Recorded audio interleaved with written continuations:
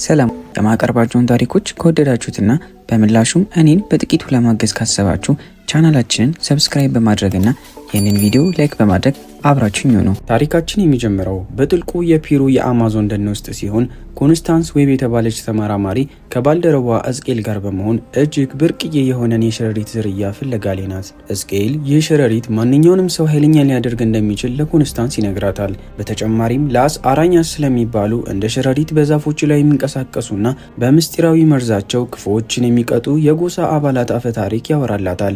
ኮንስታንስ ግን በአፈ ታሪክ አታምንም። የእሷ ትኩረት በሳይንስ ላይ ብቻ ነው። ኮንስታንስ በምርምር ስራዋ ላይ ብትጠመድም በሆዷ ላይ ከፍተኛ ህመም ይሰማታል።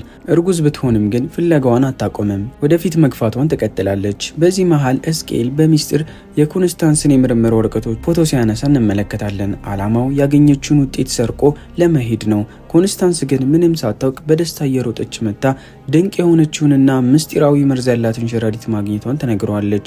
ቡድኑ በሙሉ በታላቅ ግኝታቸው እየተደሰቱ ባለበት ሰዓት ያ ያልታሰበው አደጋ ተከሰተ።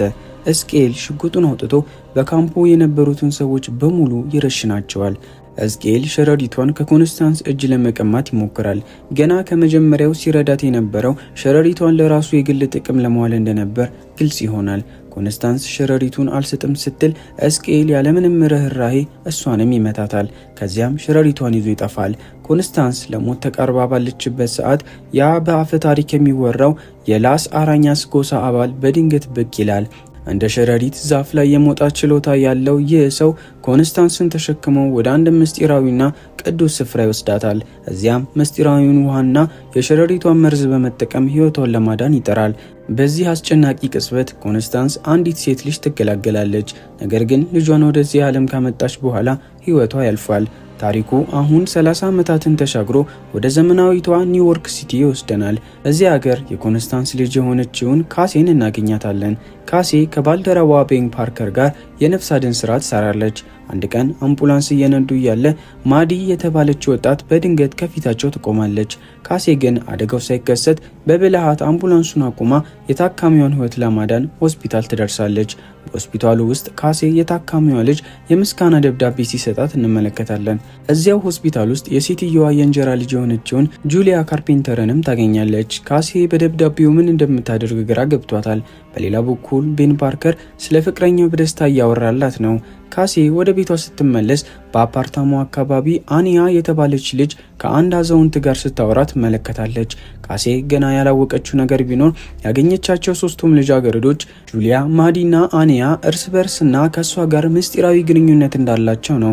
ካሴ ከድመቷ ጋር ብቻዋን የምትኖር ሲሆን የእናቷን የድሮ ፎቶዎችና የምርምር ማስታወሻዎች በማየት ብቻዋን ትጽናናለች።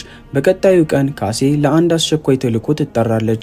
አንድ መኪና በድልድይ ላይ ተንጠልጥሎ አደጋ ላይ መሆኑን ስትረዳ እሷና ቤን በፍጥነት ቦታው ላይ ደርሰው በውስጡ የነበረውን ሰው ለማዳን ይረባረባሉ። ሰውየውን በሰላም አውጥተውት ገና ሳይተነፍሱ መኪናው በድንገት ተንሸራቶ ካሴን ይዟት ወደ ወንዙ ውስጥ ተከስክሶ ሰመጠ። ካሴ በውሃ ውስጥ ስትሰምጥ በአይኗ ፊት እጅግ አስፈሪና ግራ የሚያጋቡ ራእዮች ይታያት ጀመር። በዙሪያውም ማለቂያ የሌለው ምስጢራዊ የሸረሪት ድር ሲዘረጋ ተመለከተች። ይህ የሆነበት ምክንያት ከ30 ዓመታት በፊት እናቷ ስትሞት በውስጧ የነበረው የሸረሪት መርዝ አሁን ማንሰራራቱ ነበር። ካሴ አይኖቿን ስትገልጥ ቤን ወደ ውሃ ውስጥ ዘሎ እንደታደጋት ተረዳች። ነገር ግን አንድ የሚገርም ነገር ተከሰተ። ቤን የሚናገረውን እያንዳንዱን አረፍተ ነገር 2 ጊዜ እንደሚደግመው ይሰማት ጀመር።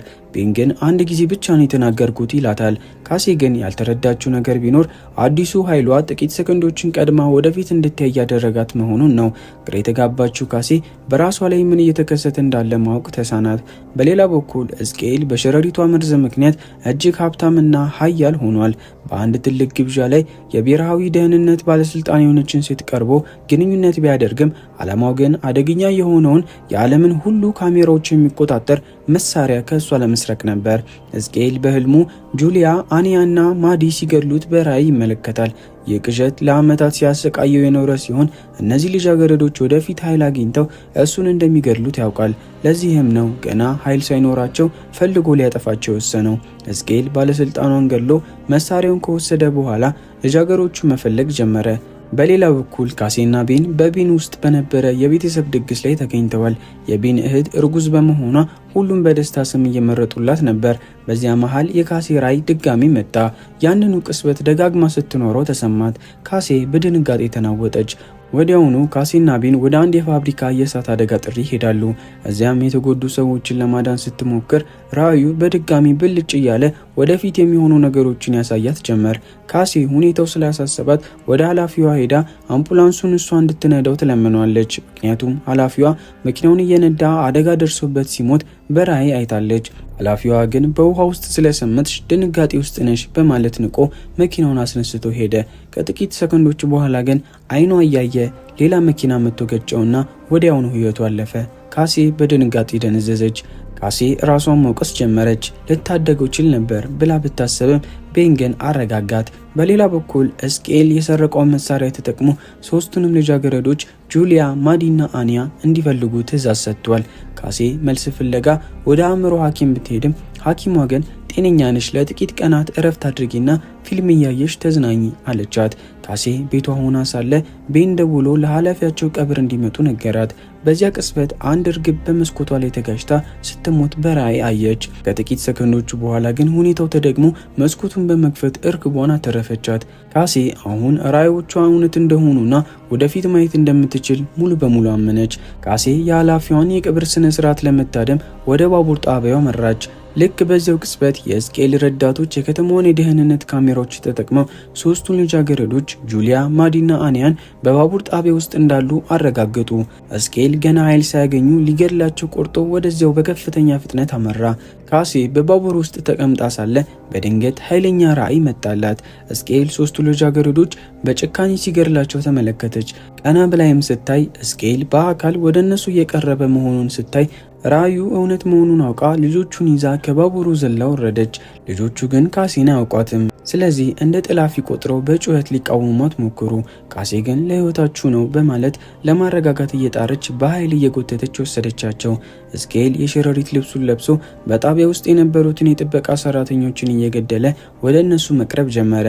ካሴ ይህንን አጋጣሚ ተጠቅማ ልጃገረዶቹን ወደ አንድ መኪና አስገብታ በከፍተኛ ፍጥነት አመለጡ።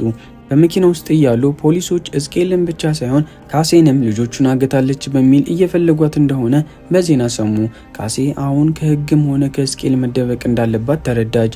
ካሴ ልጆቹን ደህንነታቸው ተጠበቀ እንዲሆን ስልኮቻቸውን በሙሉ ሰባበረች። ምክንያቱም ፖሊስ ወይም እስቄል በሲግናል እንዳያገኟቸው ፈራች።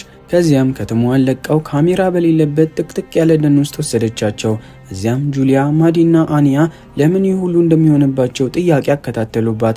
ያ ግድግዳ ላይ የሚሳበው ሰው ማን እንደሆነና ካሴስ እንዴት ቀድማ እንዳወቀች ማወቅ ፈለጉ። ይህ ጥያቄ የካሴን ትውስታ ቀሰቀሰው። እናቷ በአማዞን ደን ውስጥ በምርምር ላይ ያለች ስለ ጻፈቻቸው ላስ አራኛስ ስለሚባሉ የሸረሪት ሰዎች ማስታወሻ ደብተሯ ላይ ያነበበችውን አስታወሰች። ካሴ ልጆቹን ደን ውስጥ እንዲደበቁ ነግራ መልስ ፍለጋ ወደ ቤቷ ተመለሰች።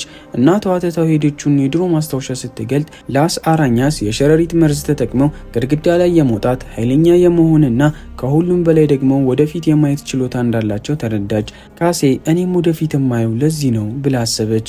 እሷም እንደ እናቷ ኃይል እንዳላት ለማረጋገጥ ግድግዳ ላይ ለመውጣት ብትሞክርም ወዲያውኑ በጀርባዋ ተዘረረች። በዚህ መሃል በአንድ የድሮ ፎቶ ላይ እናቷና እስቄል አብረው ቆመው ተመለከተች። እስቄል ገና ከድሮ እናቷን ያውቃት እንደነበር ስታውቅ ደነገጠች። በደን ውስጥ የቀሩት ልጆች ግን እራባቸው። ካሴ አትውጡ ብትላቸውም ችላ በማለት ወደ አንዲት ምግብ ቤት አመሩ። እዚያ እንደገቡ የደህንነት ካሜራው አሳያቸውና እስቄል ወዲያውኑ ቦታውን አገኘው። ካሴ ወደ ደኑ ተመልሳ ልጆቹን ስታጣ በድንጋጤ ፍለጋ ጀመረች። ምግብ ቤቱ ውስጥ በደስታ ሲጨፍሩ አግኝታ ልታስወጣቸው ስትል እስቄል በድንገት ከሰማይ ተከስቶ ጥቃት ሰነዘረ። ካሴ ልጆቹን ለመከላከል ብትታገልም እስቄል ሆዷ ላይ ወጋት። ልክ በዚያች የሞት ቅጽበት ግን ካሴ ራሷን ወደ ኋላ በጊዜ ተመልሳ ደኑ ውስጥ አገኘችው። ሁኔታው ከመከሰቱ በፊት ራዕዩ ቀድሞ ታያት። ካሴ ያየችው ራዕይ እጅግ አስገራሚ ነበር። ሁኔታው ከመከሰቱ ጥቂት ሰከንዶች ቀድማ በምናቧ ተመልክተዋለች። ልጃገረዶቹ አደጋ ላይ መሆናቸውን ስላወቀች መኪናዋን በከፍተኛ ፍጥነት ወደ ምግብ ቤቷ በረረች። ልክ እስቄል ጥቃት ሊሰነዝር ሲል ካሴ መኪናዋን በኃይል ገጭታ አሽቀነጠረችው። እስቄል በደረሰበት ግጭት ክፉኛ ሲጎዳ ካሴ ልጆቹን አፍሳ ይዛ በመጥፋት ዳግመኛ ተረፈቻቸው። በመንገድ ላይ ካሴ በልጆቹ ላይ በጣም ተቆጣች። አትውጡ ያልኳችሁ እኮ ለጨዋታ ሳይሆን ለህይወታችሁ ፈርቼ ነው በማለት አስጠነቀቀቻቸው። ወደ ካሴ አፓርታማ እንደተመለሱ የልጆቹ ስሜት መቀየር ጀመረ። አኒያ አባቷ እናቷን ጥላቸው እንደሄደችና አሁን እናቷ በአእምሮ ሕክምና ሆስፒታል ውስጥ እንዳለች እሷም በዚህ ዓለም ላይ ብቸኛ መሆኗን በሐዘን ገለጸች። ማዲም በተመሳሳይ ቤተሰቦቿ ቻይና እንደሚኖሩና ለእሷ ግድ እንደሌላቸው ተናገረች።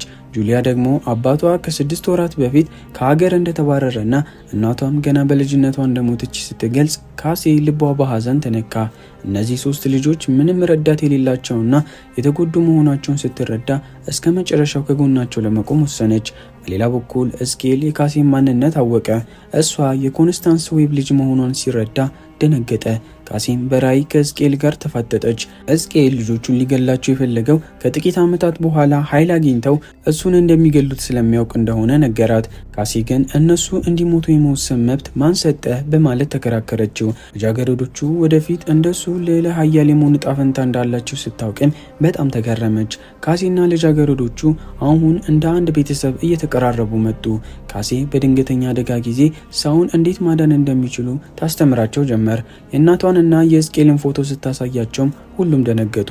ካሴ ስለ እናቷ ምርምርና ስለ ፒሩ ምስጢራዊ ጎሳዎች ያገኘችውን መረጃ ካጋራቻቸው በኋላ ትክክለኛውን እውነት ለማግኘት ራሷ ወደ አማዞን ደን ለመጓዝ ወሰነች። ከመሄዷ በፊት ግን ልጆቹን ከቤን ፓርከር ጋር እንዲቆዩ አደረገች።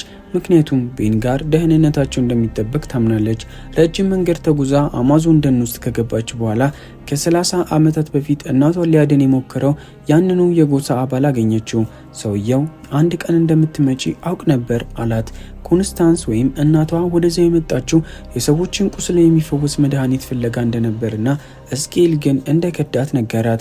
እስኬል ሸረሪቱን ከሰረቀ በኋላ በፈጠረው መጥፎ እጣ ፈንታ እየተሰቃየ እንደሚኖር አስረዳት። በድንገትም ካሴን የተወለደችበት ምስጢራዊ ምንጭ ውስጥ ገፈተራት። በውሃ ውስጥ ስትሰምጥ ካሴ እናቷ ያደረገችውን መስዋዕትነት ሁሉ በግልጽ አየች። እናቷ ወደ ፔሩ የመጣችው በማህፀን ውስጥ እያለች ገዳይ በሽታ የነበረባትን ካሴን ለማዳን እንደነበር ስታውቅ እናቷ እንዳልጣለቻት ተረድታ በስሜት ተናወጠች። ካሴ በውሃ ውስጥ ሆና ከእናቷ ጋር ፊት ለፊት ተገናኘች። ለካ እናቷ ያደረገችው ነገር ሁሉ ልጇን ለማዳን እንደነበር አሁን ገባት። ከውሃው ስትወጣ በግርምት እንዴት ይህንን ልታሳየኝ ቻልክ ብላ የጎሳውን አባል ጠየቀችው። እሱ ግን ፈገግ ብሎ እኔ ምንም አላደረግኩም፣ ያደረግሽው አንቺው ነሽ፣ አሁን ኃይልሽን መጠቀም እየጀመርሽ ነው አላት። ካሴ ታሪኳን ፍለጋ ወደዚያ ሄዳ ነበር። አሁን ግን በአዲስ ተስፋና ራዕይ ትመልሳለች። ይሁንና አሁንም ቢሆን እስኬል ከሷ እጅግ እንደሚበልጥና እንዴት ልታሸንፈው እንደምትችል ስጋት ደረሰባት። የጎሳው መሪ ካሴ የራሷን እድል የመቀየር ብቃት ያላት ብቸኛ ሰው መሆኗን ነገራት። ኃላፊነትሽን ስትቀበይ በአንድ ጊዜ በ2 እና በ3 ቦታዎች የመገኘት ችሎታሽን ማዳበር ትችያለሽ አላት። በሌላ በኩል እስኬል በከተማው ካሜራዎች ልጆቹ የሚፈልግም አላገኛቸውም ነበር። ምክንያቱም ልጆቹ ካሜራ በሌለበት በቤን ፓርከር ቤት በሰላም ተቀምጠው ነበር። ነገር ግን በዚያው ምሽት የቤን ፓርከር እህት ምጥ ይይዛታል። ቤን ሁኔታው ስላሳሰበው ልጆቹን ይዞ ወደ ሆስፒታል ለመሄድ መኪናውን አስነስቶ ወጣ። ልጆቹ ልክ ከቤቱ እንደወጡ የስኬል ሲስተም ዲቴክት አደረጋቸውና ወዲያውኑ ሊገላቸው ተነሳ። ካሴም ከፔሩ ተመልሳ ልጆቹ አደጋ ላይ መሆናቸውን በራይ ስላየች ልታድናቸው በፍጥነት ወጣች። ቤን ወደ ሆስፒታል እየነዳ ያለ እስኬል የከተማውን የትራፊክ መብራቶች በሙሉ አረንጓዴ በማድረግ ትርምስ ፈጠረ። የቤን መኪና በትራፊክ መሃል ተቀረቀረ። እስኬል ሊያጠቃቸው ሲዘጋጅ ካሴ በአምቡላንስ መታ በኃይል ገጨችውና መሬት ላይ ዘረረችው። ቤን የታመመችውን እህቱን ይዞ እንዲሄድ ነግራ ልጆቹን በአምቡላንስ ጭናቸው አመለጡ። እስኬል አሁንም አላቆመም። አምቡላንሱን የተከተለ ማሳደዱን ቀጠለ። ልክ በአምቡላንሱ ጣሪያ ላይ ሲያርፍ ካሴ ቀድማ በራይ ስላየችው ኤዲን የኤሌክትሪክ የልብ ምት ማስነሻውን ጣሪያው ላይ እንድታጣበቀው አዘዘች። ኃይለኛው የኤሌክትሪክ ንዝረት እስኬልን ወርውሮ ጣለው። ካሴ ጉዞውን ብትቀጥልም አምቡላንሱ በመበላሸቱ ቆመ። ካሴ በፍጥነት እቅድ አወጣችና ልጆቹን በአቅራቢያ ወደሚገኝ የርችት ፋብሪካ ይዛቸው ገባች። እስኬል እንደሚከተላቸው ስላወቀች ፋብሪካው ውስጥ እሳት በመለኮስ ትርምስ ፈጠሩ። የርችቶቹ ፍንዳታ ፋብሪካውን ሲያናውጠው እስኬል ወደ እነሱ እንዳይቀርብ እንቅፋት ሆነበት። በዚያ መሃል አንዲት ሄሊኮፕተር እርዳታ ይዛ ብቅ አለች። ካሴና ልጃገረዶቹ በፍንዳታው መሃል እያለፉ ወደ ሌላኛው የህንፃ ክፍል ለመሻገር ሞከሩ። ፋብሪካው ወደ ሞት ወጥመድነት ተቀይሯል። በመጨረሻም ህንፃው ላይ ተንጠልጥሎ ወደ ነበረ ግዙፍ የኩባንያ ማስታወቂያ ሰሌዳ ላይ ወጡ። ሄሊኮፕተሩ ጋር ለመድረስ ጥቂት ሲቀራቸው ግን እስኬል በድንገት ተከስቶ የመጨረሻውን የሞት ፍልሚያ ጀመረ።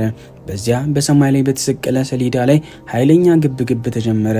ሕዝቅኤል ልጆቹን ወደ እሳቱ ውስጥ ሊጥላቸው ሲሞክር ካሴን ሶስቱንም በአንድ ጊዜ ማዳን አትችይም እያለ ይሳለቅባት ነበር። ካሴ ግን አዲሱንና ድንቅ ኃይሏን ተጠቀመች። በአንድ ጊዜ በሶስት ቦታዎች ላይ ተገኝታ ሶስቱንም ልጃገረዶች ከመውደቅ አተረፈቻቸው። ሕዝቅኤል በንዴት አብዶ ካሴን ወርውሮ አጋጫትና ሊገድላት ወደ እሷ አመራ። ነገር ግን ካሴ ይህም እንደሚሆን ቀድማ በራእይ አይተዋለች። ልክ ሕዝቅኤል ሊደርስባት ሲል የሰሌዳው ብረት ተላቆ በላዩ ላይ ወደቀና ይዞት ወደ መሬት ተከሰከሰ። ሕዝቅኤል በዚያው ሕይወቱ አለፈ። ካሴም በግጭቱ ምክንያት ሚዛኗን ስታ ወደ ወንዙ ውስጥ ወደቀች። ክፉኛ ተጎድታ የነበረች ቢሆንም ጁሊያ፣ ማዲና አኒያ ከውሃ ውስጥ አውጥተው ሆስፒታል ወሰዷት። በሌላ በኩል የቤን እህት በሰላም ወንድ ልጅ ወለደችና ቤን ታላቅ ደስታ ውስጥ ገባ። ካሴ ግን ለዚህ ድል ትልቅ ዋጋ ከፈለች። በአደጋው ምክንያት አይኖቿን አጣች። እግሮቿም ክፉኛ ስለተጎዱ መራመድ አቃታት። ሐኪሞቹ ልጃገረዶቹን እናንተ ማን ናችሁ ብለው ሲጠይቋቸው በኩራት እኛ የካሴ ቤተሰቦች ነን በማለት መለሱ። ታሪካችንን በዚሁ ይጠናቀቃል። የዛሬው የምስጢራዊቷ የሸረሪት ሴትና የካሴ አስገራሚ ታሪክ ይህንን ይመስል ነበር። በሞትና በህይወት መካከል ሆና ሶስቱን ልጃገረዶች ከሕዝቅኤል ጥቃት የታደገችው የካሴ ጀግንነትና የታሪኩ መጨረሻ ሁላችንም የሚያስደምም ነው። እናንተስ በካሴ ቦታ ብትሆኑና ወደፊት ማየት ብትችሉ ምን ታደርጉ ነበር? ያ ምስጢራዊው የፔሩ ጎሳ አባላት መገለጥስ አስገርሟችኋል? ሐሳባችሁን ኮሜንት ላይ አጋሩኝ። ቪዲዮን ከወደዳችሁት ላይክ ማድረጋችሁንና ለተመሳሳይ አስደሳች ፊልም ሪካፖች ሰብስክራይብ ማድረጋችሁን እንዳትረሱ። በአሁኑ ሰዓት 2700 ቤተሰብ ደርሰናል። ወደ 3000 ታላቅ ግባችን እንድንገባ አጋርነታችሁ አይለየን። በቀጣይ ቪዲዮ እስከምንመጣ ድረስ ቸር ሰንብቱ።